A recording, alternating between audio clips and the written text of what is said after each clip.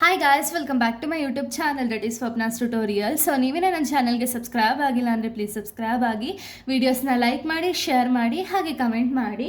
So ಇವತ್ತು ನಾನು ಮಾಡ್ತಿರೋ ಸಬ್ಜೆಕ್ಟ್ ಯಾವುದು ಅಂದರೆ ಬ್ಯಾಂಕಿಂಗ್ ಆಪರೇಷನ್ಸ್ ಅಂತ ಹೇಳಿ, ಸೆಕೆಂಡ್ ಸೆಮ್ ಬಿ.ಕಾಮ್ದು ಬ್ಯಾಂಕಿಂಗ್ ಆಪರೇಷನ್ಸ್ ಅಂತ ಹೇಳಿ. ಅದರಲ್ಲಿ ಚಾಪ್ಟರ್ 3 ಬಂದುಬಿಟ್ಟು ಬ್ಯಾಂಕಿಂಗ್ ಪ್ರಾಡಕ್ಟ್ಸ್ ಅಂತ ಹೇಳಿ ಈ ಒಂದು ಚಾಪ್ಟರ್ನ ಎಕ್ಸ್ಪ್ಲೈನ್ ಮಾಡ್ತಿದ್ದೀನಿ. ಆಲ್ರೆಡಿ ಚಾಪ್ಟರ್ 1 ಆಗಿರ್ಬೋದು, ಚಾಪ್ಟರ್ 2 ಆಗಿರ್ಬೋದು ಆಲ್ರೆಡಿ ಎಕ್ಸ್ಪ್ಲೈನ್ ಮಾಡಿ ಅಪ್ಲೋಡ್ ಮಾಡಿದ್ದೀನಿ. ಯಾರ್ಯಾರೆಲ್ಲ ಆ ವೀಡಿಯೋಸ್ನ ನೋಡಿಲ್ವೋ ಒಂದ್ಸತಿ ಆ ವೀಡಿಯೋಸ್ನ ನೋಡ್ಕೊಂಡು ಬಂದು ಈ ಒಂದು ವೀಡಿಯೋನ ನೋಡಿ, ಬಿಕಾಸ್ ನಿಮಗೆ ಕಂಟಿನ್ಯೂಷನ್ ಅನ್ನೋದು ಪ್ರಾಪರಾಗಿ ಸಿಗಬೇಕು ಅನ್ನೋ ಒಂದು ರೀಸನಿಂದ. ಸೊ ಇವಾಗ ಫಸ್ಟ್ ನಾವು ಬ್ಯಾಂಕಿಂಗ್ ಪ್ರಾಡಕ್ಟ್ಸ್ ಅಂದರೆ ಏನು ಅಂತ ಹೇಳಿ ನೋಡಿ, ಅದರಲ್ಲಿ ಏನೇನೆಲ್ಲ ಟಾಪಿಕ್ಸ್ ಇದೆ ಅಂತ ಹೇಳಿ ನೆಕ್ಸ್ಟಲ್ಲಿ ನೋಡ್ತಾ ಹೋಗೋಣ. ಓಕೆನಾ?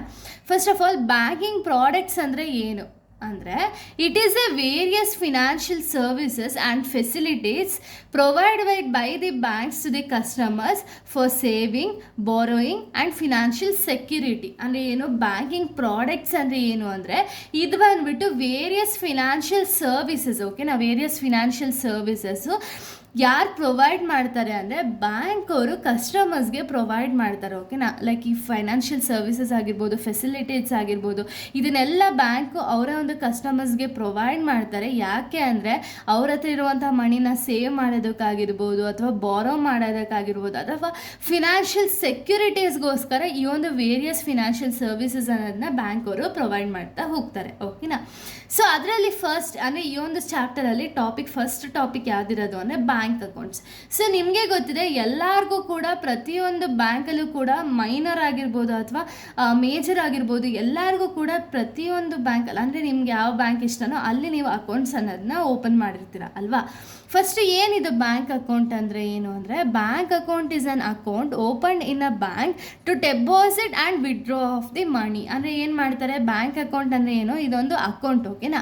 ಸೊ ಎಲ್ಲಿ ಓಪನ್ ಮಾಡ್ತಾರೆ, ಬ್ಯಾಂಕಲ್ಲಿ ಓಪನ್ ಮಾಡ್ತಾರೆ. ಯಾಕೆ ಅಂದರೆ ಮನಿನ ಡೆಪಾಸಿಟ್ ಮಾಡೋದಕ್ಕಾಗಿರ್ಬೋದು ಅಥವಾ ಮನಿನ ವಿಡ್ರಾ ಮಾಡೋದಕ್ಕಾಗಿರ್ಬೋದು ಈ ಬ್ಯಾಂಕ್ ಅಕೌಂಟ್ಸ್ನ ಓಪನ್ ಮಾಡ್ತಾರೆ. ಓಕೆನಾ?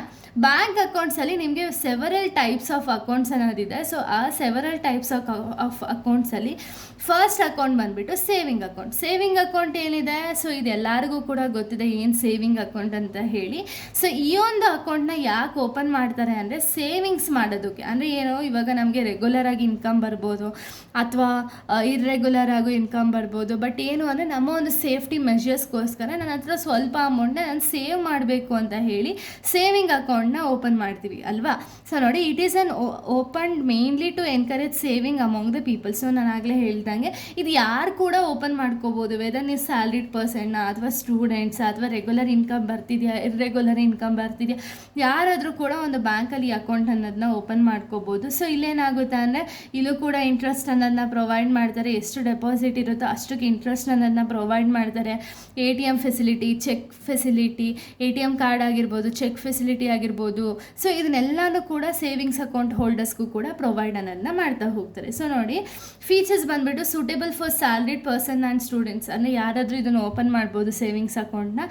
Interest is provided on the deposit. ಅಂದರೆ ಏನು, ನಮ್ಮ ಹತ್ರ ಎಷ್ಟು ಅಮೌಂಟ್ ನಾವು ಸೇವ್ ಮಾಡಿ ಒಂದು ಬ್ಯಾಂಕಲ್ಲಿ ಇಟ್ಟಿರ್ತೀವಲ್ಲ, ಇಲ್ಲಿ ಇಟ್ಟಿರುವಂಥ ಅಮೌಂಟ್ಗೆ ಇಂಟ್ರೆಸ್ಟ್ ಅನ್ನೋದನ್ನ ಪ್ರೊವೈಡ್ ಮಾಡ್ತಾ ಹೋಗ್ತಾರೆ ಬ್ಯಾಂಕ್ ಅವರು. ಇನ್ನು ಲಿಮಿಟೆಡ್ ವಿಡ್ರಾವಲ್ ಅಲೋಡ್ ಅಂದರೆ ಏನು, ಇವಾಗ ನಮ್ಮ ಹತ್ರ ಈಗ ಎಕ್ಸಾಂಪಲ್ ನನ್ನ ಹತ್ರ 1 ಲಕ್ಷ ಇದೆ ಅಂದರೆ ಒಂದು ಲಿಮಿಟ್ಸ್ ಏನಿದೆಯಲ್ಲ, ಆ ಲಿಮಿಟ್ಸಲ್ಲಿ ಮಾತ್ರ ನೀವು ಅಮೌಂಟ್ನ ವಿಡ್ರಾ ಮಾಡ್ಕೋಬೋದು. 1 ಡೇಗೆ ಇಷ್ಟು ಲಿಮಿಟ್ ಅಷ್ಟೇ ಅಂದರೆ ಅಷ್ಟೇ ಲಿಮಿಟ್ಸಲ್ಲಿ ನಾನು ಅಮೌಂಟ್ನ ವಿಡ್ರಾ ಮಾಡ್ಕೋಬೇಕು. ಅದ್ರ ಮೇಲೆ ನಾನು ಅಮೌಂಟ್ನ ವಿಡ್ರಾ ಮಾಡ್ಕೊಳ್ಳೋದಕ್ಕಾಗಲ್ಲ. ಓಕೆನಾ? ಸೊ ಇಲ್ಲೇನು ಮಾಡ್ತಾರೆ, ಈ ಒಂದು ಸೇವಿಂಗ್ಸ್ ಬ್ಯಾಂಕ್ ಅಕೌಂಟ್ ಹೋಲ್ಡರ್ಸ್ಗೆ ATM ಕಾರ್ಡ್ ಫೆಸಿಲಿಟೀಸ್ ಅನ್ನೋದನ್ನ ಪ್ರೊವೈಡ್ ಮಾಡ್ತಾರೆ, ಚೆಕ್ ಬುಕ್ ಫೆಸಿಲಿಟೀಸ್ ಅನ್ನೋದನ್ನ ಪ್ರೊವೈಡ್ ಮಾಡ್ತಾರೆ, ಆನ್ಲೈನ್ ಬ್ಯಾಂಕಿಂಗ್ ಫೆಸಿಲಿಟೀಸ್ ಇದೆಲ್ಲನೂ ಕೂಡ ಪ್ರೊವೈಡ್ ಅನ್ನೋದನ್ನ ಮಾಡ್ತಾ ಹೋಗ್ತಾರೆ. ಸೊ ಇಲ್ಲಿ ಬಂದುಬಿಟ್ಟು ಮಿನಿಮಮ್ ಬ್ಯಾಲೆನ್ಸ್ ಅನ್ನೋದನ್ನ ಮೇಂಟೈನ್ ಮಾಡಲೇಬೇಕು. ಅಂದರೆ ಆ ಬ್ಯಾಂಕ್ ಕಂಡೀಷನ್ ಬೇಸಿಸ್ ಮೇಲೆ ಇಷ್ಟು ಮಿನಿಮಮ್ ಬ್ಯಾಲೆನ್ಸ್ ಅನ್ನೋದನ್ನ ಮೇಂಟೈನ್ ಮಾಡಲೇಬೇಕು. ಈಗ ಎಕ್ಸಾಂಪಲ್ ಕೆನರಾ ಬ್ಯಾಂಕ್ ಅಂದರೆ ಇವಾಗ 1000 ರೂಪೀಸ್ ಮಿನಿಮಮ್ ಬ್ಯಾಲೆನ್ಸ್ ಮೇಂಟೈನ್ ಮಾಡಲೇಬೇಕು. ಇಲ್ಲ ಅಂದರೆ ಇವಾಗ ನಾವೇನಾದ್ರು ಎಕ್ಸ್ಟ್ರಾ ಇವಾಗ ಅಮೌಂಟ್ ಹಾಕ್ತಿದ್ದೀವಿ, ಇವಾಗ ನನ್ನ ಹತ್ರ ಬ್ಯಾಲೆನ್ಸ್ ಬಂದುಬಿಟ್ಟು ಎಷ್ಟೋ ಸ್ವಲ್ಪ ಅಮೌಂಟ್ ಇದೆ ಅಂದರೆ, ಈಗ ಅಕಸ್ಮಾತ್ ನಾನು ಅಮೌಂಟ್ ಹಾಕಿದ ತಕ್ಷಣ ಅವ್ರು ಮಿನಿಮಮ್ ಮೇಂಟೆನೆನ್ಸ್ ಮಾಡಲಿಲ್ಲ ಅಂದರೆ ಬ್ಯಾಂಕ್ ಅವರು ಇಷ್ಟು ಅಮೌಂಟ್ ಅಂತ ಹೇಳಿ ಕಟ್ ಮಾಡ್ಕೊಳ್ತಾರಲ್ವ. ಸೊ ಅದಕ್ಕೆ ಇಲ್ಲೇನಾಗುತ್ತೆ ಅಂದರೆ ಮಿನಿಮಮ್ ಬ್ಯಾಲೆನ್ಸ್ ಅನ್ನೋದು ನಾವು ಮೇಂಟೈನ್ ಮಾಡಲೇಬೇಕು. ಇದು ಸೇವಿಂಗ್ಸ್ ಅಕೌಂಟು.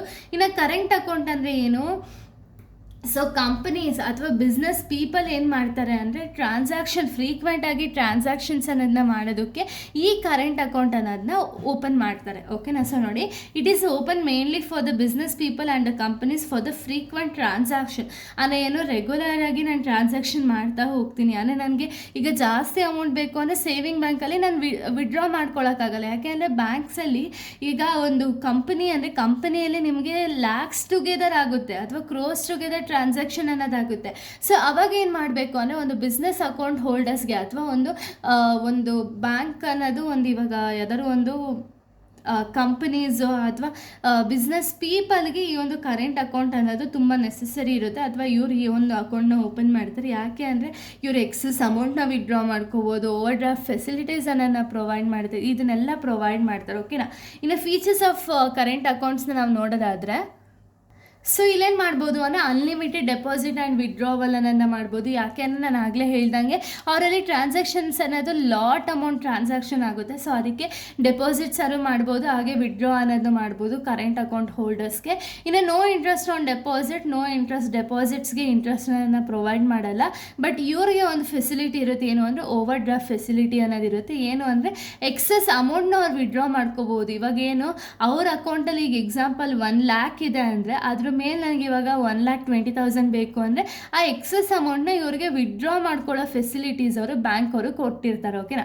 ಅಂದರೆ ಒಂದು ಕಂಡೀಷನ್ ಬೇಸಿಸ್ ಮೇಲೆ ಅವ್ರು ಇಷ್ಟೇ ಅಮೌಂಟ್ ಎಕ್ಸ್ಟ್ರಾ ಬೇಕು ಅಂದರೆ ಇಷ್ಟೇ ಅಮೌಂಟ್, ಅಂದರೆ ಒಂದು ಬ್ಯಾಂಕ್ ಅವರು ಏನು ಸ್ಪೆಸಿಫೈ ಮಾಡಿರ್ತಾರಲ್ಲ ಆ ಅಮೌಂಟ್ ಅಷ್ಟೇ ಅವರು ವಿಡ್ರಾ ಮಾಡ್ಕೋಬೋದು. ಅಂದರೆ ಎಕ್ಸಸ್ ಆಗಿ ಇವಾಗ ನಮ್ಮ ಹತ್ರ ಇಲ್ಲದೆ ಇರಲಿ, ಬ್ಯಾಂಕ್ ಅವರು ಇಷ್ಟು ಒಂದು ಆಕ್ಸೆಸ್ ಅನ್ನೋದನ್ನ ಕೊಟ್ಟಿರ್ತಾರಲ್ಲ ಅದರಲ್ಲಿ ನಾವು ವಿಡ್ರಾ ಅನ್ನೋದನ್ನ ಮಾಡ್ಕೋಬೋದು. ಓಕೆನಾ?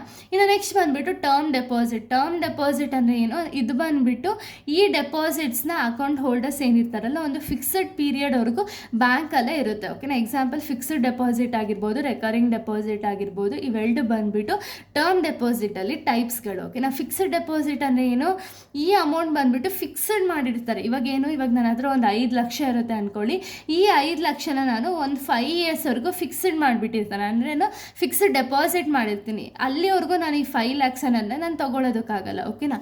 ಏನಾದ್ರು ಕಂಡೀಷನ್ ಬೇಸಿಸ್ ಮೇಲೆ ತೊಗೋಬೋದು. ಬಟ್ 5 years ಕೂಡ ನಾನು ಈ ಬ್ಯಾಂಕಲ್ಲೇ ನಾನು 5 lakhs ಇಟ್ಟೆ ಅಂದರೆ ನನಗೆ ಇಷ್ಟು % ಇಂಟ್ರೆಸ್ಟು ಅಂತ ಹೇಳಿ ಲಾಸ್ಟಲ್ಲಿ ನನ್ನ ಅಮೌಂಟ್ ಜೊತೆಗೆ ಎಕ್ಸ್ಟ್ರಾ ಇಂಟ್ರೆಸ್ಟ್ನ ಸೇರಿಸಿ ಬ್ಯಾಂಕ್ ಅವರು ನಮಗೆ ಪ್ರೊವೈಡ್ ಮಾಡ್ತಾರೆ. ಓಕೆನಾ?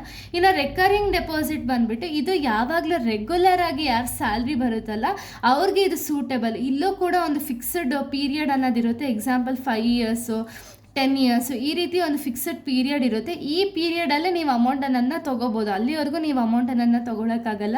ಬಟ್ ಏನು ಅಂದರೆ ಇಲ್ಲಿ ಫಿಕ್ಸ್ಡ್ ಡೆಪಾಸಿಟಲ್ಲಿ ನೀವು ಒಂದೇ ಸತಿ ಲಮ್ಸಮ್ ಅಮೌಂಟ್ನ ಬ್ಯಾಂಕ್ ಕೊಟ್ಟಿರ್ತೀರ. ಬಟ್ ರೆಕರಿಂಗ್ ಡೆಪಾಸಿಟಲ್ಲಿ ಏನಾಗುತ್ತೆ ಅಂದರೆ ಸ್ವಲ್ಪ ಅಮೌಂಟ್, ನಾನು ಇವಾಗ ಮಂತ್ಲಿ 1,000 rupees ನಾನು ನಿಮಗೆ ಬ್ಯಾಂಕ್ಗೆ ನಾನು ಅಕೌಂಟಿಗೆ ಹಾಕ್ತೀನಿ ಅಂದರೆ ಈ ರೀತಿ ನಾನು ಮಂತ್ಲಿ ಪ್ರತಿಯೊಂದು ಮಂತು ಕೂಡ ನನ್ನ ಹತ್ರ ಅಮೌಂಟ್ ಇರಲಿ ಅಥವಾ ಇಲ್ಲದೇ ಇರಲಿ ನಾನು 1,000 rupees ಅಮೌಂಟ್ ನನ್ನನ್ನು ಹಾಕಲೇಬೇಕು. ಓಕೆನಾ? ಅದನ್ನು ನಾವು ರೆಕರಿಂಗ್ ಡೆಪಾಸಿಟ್ ಅಂತ ಹೇಳಿ ಕರಿತೀವಿ. ಇದು ಯೂಶಲಿ ಯಾರಿಗೆ ಸೂಟೇಬಲ್ ಅಂದರೆ ಸ್ಯಾಲ್ರಿಡ್ ಅಥವಾ ರೆಗ್ಯುಲರ್ ಇನ್ಕಮ್ ಯಾರಿಗೆ ಬರುತ್ತಲ್ಲ ಅವ್ರಿಗೆ ಸೂಟೇಬಲ್ ಆಗಿರುತ್ತೆ. ಓಕೆನಾ? ಇನ್ನು ನೆಕ್ಸ್ಟ್ ಬಂದುಬಿಟ್ಟು ನಾನ್ ರೆಸಿಡೆಂಟ್ ಅಕೌಂಟ್ ಅಂದರೆ ಏನು ಅಂದರೆ these are specially designed for NRIs. ಅಂದರೆ ಏನು, ನಾನ್ ರೆಸಿಡೆಂಟ್ ಆಫ್ ಇಂಡಿಯನ್ಸ್ ಯಾರಿರ್ತಾರಲ್ಲ ಅವ್ರಿಗೆ ಇದು ಸ್ಪೆಷಲ್ ಆಗಿ ಮಾಡಿರುವಂಥ ಒಂದು ಅಕೌಂಟ್ಸು. ಅದರಲ್ಲಿ ಟೈಪ್ಸ್ಗಳಿದೆ. ಒಂದು NRE ಅಂದರೆ ನಾನ್ ರೆಸಿಡೆಂಟ್ ಎಕ್ಸ್ಟರ್ನಲ್ ಅಕೌಂಟ್ ಅಂತ ಹೇಳಿ, ನೆಕ್ಸ್ಟು ನಾನ್ ರೆಸಿಡೆಂಟ್ ಆರ್ಡಿನರಿ ಅಕೌಂಟ್ ಅಂತ ಹೇಳಿ. ಇವೆರಡು ಡಿಫ್ರೆನ್ಸ್ ಏನು ಅಂದರೆ, ನಾನ್ ರೆಸಿಡೆಂಟ್ ಎಕ್ಸ್ಟರ್ನಲ್ ಅಕೌಂಟಲ್ಲಿ ಏನಾಗುತ್ತೆ ಅಂದರೆ an account open by the NRIs to deposit foreign income in India. ಅಂದರೆ ಏನು, ಸೊ ಈ ಒಂದು ಅಕೌಂಟ್ನ ಯಾಕೆ ಓಪನ್ ಮಾಡ್ತಾರೆ ಅಂದರೆ NRI ಅಂದರೆ ನಾನ್ ರೆಸಿಡೆಂಟ್ ಆಫ್ ಇಂಡಿಯಾ ಬಂದುಬಿಟ್ಟು ಇವರು ಈ ಒಂದು ಅಕೌಂಟ್ನ ಓಪನ್ ಮಾಡ್ಕೊಳ್ತಾರೆ. ಏನಕ್ಕೆ ಅಂದರೆ ಫಾರಿನ್ ಇನ್ಕಮ್ ಏನಿರುತ್ತಲ್ಲ, ಫಾರಿನ್ ಇನ್ಕಮ್ನ ಇಲ್ಲೇ ಡೆಪಾಸಿಟ್ ಮಾಡೋದಕ್ಕೆ ಇವರು ಈ ಒಂದು ಅಕೌಂಟ್ನ ಓಪನ್ ಮಾಡ್ತಾರೆ. ಓಕೆನಾ? So foreign currency converted into Indian rupees ಆಗಿ ಕನ್ವರ್ಟ್ ಆಗುತ್ತೆ ಫಾರಿನ್ ಕರೆನ್ಸೀಸ್ ಅನ್ನೋದು. Money can be transferred abroad freely. ಅಂದರೆ ಏನು, ಇಲ್ಲೇನು ಮಾಡ್ಬೋದು ಅಂದರೆ ಏನು ಅವ್ರು ಫಾರಿನ್ ಇನ್ಕಮ್ನ ಈ ಒಂದು ಬ್ಯಾಂಕ್ ಅಕೌಂಟಲ್ಲಿ ಇಟ್ಟಿರ್ತಾರಲ್ಲ ಇದನ್ನು ಬೇಕಾದ್ರೆ ಅವ್ರು ಮತ್ತೆ ಫಾರಿನ್ ಇನ್ಕಮ್ ಆಗಿ ಆ ಫಾರಿನ್ಗೆ ಟ್ರಾನ್ಸ್ಫರ್ ಅನ್ನೋದನ್ನ ಮಾಡ್ಕೋಬೋದು. ಓಕೆನಾ? ಇನ್ನು ನಾನ್ ರೆಸಿಡೆಂಟ್ ಆರ್ಡಿನರಿ ಅಕೌಂಟ್ ಅಂದರೆ ಏನು ಅಂದರೆ accounts use by NRS to manage the income earn in India. ಅಂದರೆ ಏನು, ಇನ್ಕಮ್ ಏನಿರುತ್ತಲ್ಲ ಅರ್ನ್ ಮಾಡಿರ್ತಾರಲ್ಲ NRIಸು, ಸೊ ಅವ್ರು ಏನು ಇಲ್ಲಿ ಅರ್ನ್ ಮಾಡಿರ್ತಾರಲ್ಲ ಆ ಅಕೌಂಟ್ ಅಥವಾ ಆ ಅಮೌಂಟ್ನ ಡೆಪಾಸಿಟ್ ಮಾಡೋದಕ್ಕೆ ಇಲ್ಲಿನ ಅಕೌಂಟ್ನ ಓಪನ್ ಮಾಡ್ತಾರೆ. ಬಟ್ ನಾನ್ ರೆಸಿಡೆಂಟ್ ಎಕ್ಸ್ಟರ್ನಲ್ ಅಂದರೆ ಏನು ಅಂದರೆ ಫಾರಿನ್ ಇನ್ಕಮ್ನ ಡೆಪಾಸಿಟ್ ಮಾಡಿರ್ತಾರೆ, ಇದು ರುಪೀಸಲ್ಲಿರುತ್ತೆ. ಬಟ್ ಇಲ್ಲೇನಾಗುತ್ತೆ ಅಂದರೆ ರುಪೀಸ್ ವ್ಯಾಲ್ಯೂ ಏನಿರುತ್ತಲ್ಲ, ಅಂದರೆ ಇಲ್ಲಿ ಏನು ಅರ್ನ್ ಮಾಡಿರ್ತಾರಲ್ಲ ಅದನ್ನು ಒಂದು ಬ್ಯಾಂಕ್ ಅಕೌಂಟಲ್ಲಿ ಹಾಕಬೇಕು ಅಂತ ಹೇಳಿ ಈ ಒಂದು ಆರ್ಡಿನರಿ ಅಕೌಂಟನ್ನು ಓಪನ್ ಮಾಡ್ತಾರೆ. ಸೊ ಇದನ್ನು INR ಅಲ್ಲಿ ಮ್ಯಾನೇಜ್ ಮಾಡ್ತಾರೆ, ಅಂದರೆ ಇಂಡಿಯನ್ ರುಪೀಸಲ್ಲಿ ಮ್ಯಾನೇಜ್ ಮಾಡ್ತಾರೆ. Interest is taxable in India, ಅಂದರೆ ಇಂಟ್ರೆಸ್ಟ್ ಅನ್ನೋದು ಇಂಟ್ರೆಸ್ಟ್ ಏನಿದೆಯಲ್ಲ ಟ್ಯಾಕ್ಸಬಲ್ ಇನ್ ಇಂಡಿಯಾದಲ್ಲೇ ಟ್ಯಾಕ್ಸಬಲ್ ಆಗಿರುತ್ತೆ. ಬಟ್ ಇಲ್ಲಿ ರೆಸ್ಟ್ರಿಕ್ಷನ್ ಅನ್ನೋದಿರುತ್ತೆ, ಅಂದರೆ ಟ್ರಾನ್ಸ್ಫರ್ ಫಂಡ್ಸ್ ಅನ್ನೋದನ್ನ ಟ್ರಾನ್ಸ್ಫರ್ ಮಾಡೋದಕ್ಕೆ ಆಗಲ್ಲ. ಓಕೆನಾ? ಸೊ ಇದೆಲ್ಲ ಒಂದು ಟೈಪ್ಸ್ ಆಫ್ ಬ್ಯಾಂಕ್ಸ್ ಅಕೌಂಟ್ಸ್ ಆಗಿದೆ. ಇಲ್ಲಿಗೆ ಒಂದು ವಿಡಿಯೋ ಅನ್ನೋದು ಕಂಪ್ಲೀಟ್ ಆಗುತ್ತೆ. ನೆಕ್ಸ್ಟ್ ವಿಡಿಯೋದಲ್ಲಿ ನಾನು ಬೇರೆ ಒಂದು ಟಾಪಿಕ್ನ ಎಕ್ಸ್ಪ್ಲೈನ್ ಮಾಡ್ತೀನಿ. So thank you guys, thanks for watching.